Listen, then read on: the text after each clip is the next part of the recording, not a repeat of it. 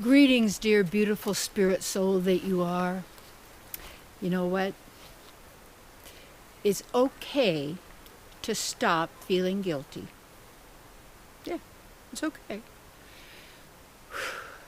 That doesn't mean that it's the old thing, oh, I just go do it again because I said I'm sorry and I confess, but I go do it again.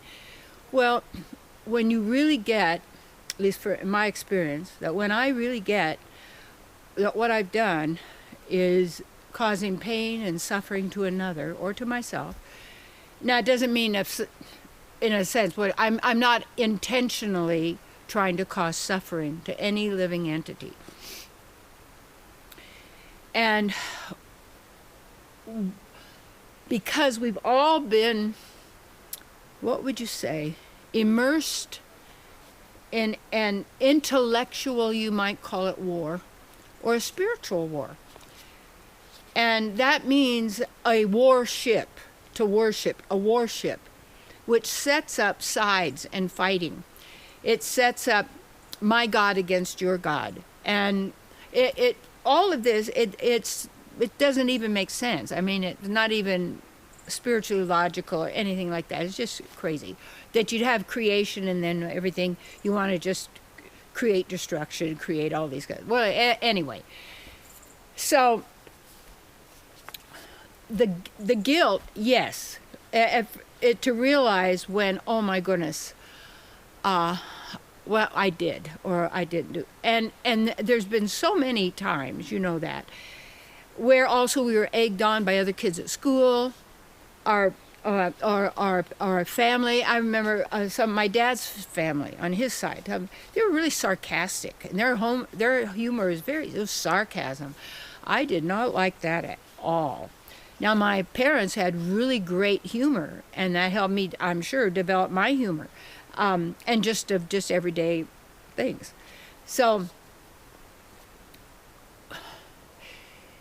when we correct the error, when we perceive the error of our ways, where it was not what we said or what we did or we didn't do, whatever it may be, however it may be, we all know that. And when people have self-loathing and self-hatred, it's because we have all that within our consciousness, and we always know the difference between divine truth, right and wrong. That means right action or wrong action. And right action meaning it works for the welfare of all. Wrong action is there is an intention to depower or cause distress to another living entity. Everyone has a right, not by law or legislation, but by the truth of their own being, to be who they are eternally. And to take that back and to know that, we have to also stop punishing ourselves, self-abuse, and this self-hatred. And then getting us to hate is just, for instance, saying I have to feel guilty for what somebody else did because they had the same color skin or the hair or body type or nationality, and now I have a shame on me. No, I didn't do that. And yet probably because we've all been living in those environments and products and all of this that have been manufactured and produced probably at the demise of many people and pain and suffering of many that we're not even aware of, because we get the nice little package, you see. We don't see the suffering the animals have gone through. It's a package in the market. I know.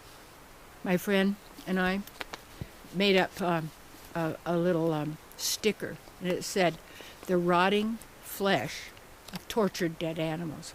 And we'd stick them sometimes on meat packages. See, this is what you're doing.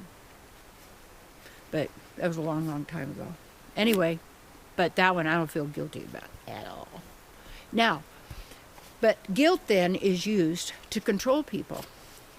And yeah, I'll do it over, and if I could only do it over, and if I could make amends and all that. And it's like there's got to be a way when we really get it.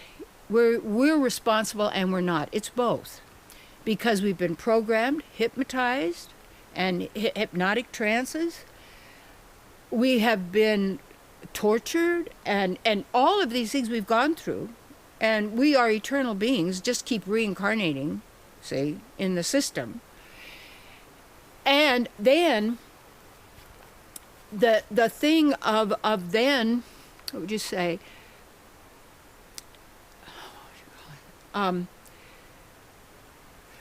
Continuing to do the very things that caused us the pain and the suffering because it was causing others pain and suffering. So what we have to do at one sense is to really get, yes, I did that and I didn't. Yeah, the devil made me do it and didn't because I agreed. I chose it, you see. And therefore, we have to start fresh now. Now is a new moment. And you are an eternal being. And when you could perceive how things are working, how it operates, what's going on, and what's happening, and you realize and you can observe this now, yep, I can make my amends as best I can in anything, and at the same time, let it go.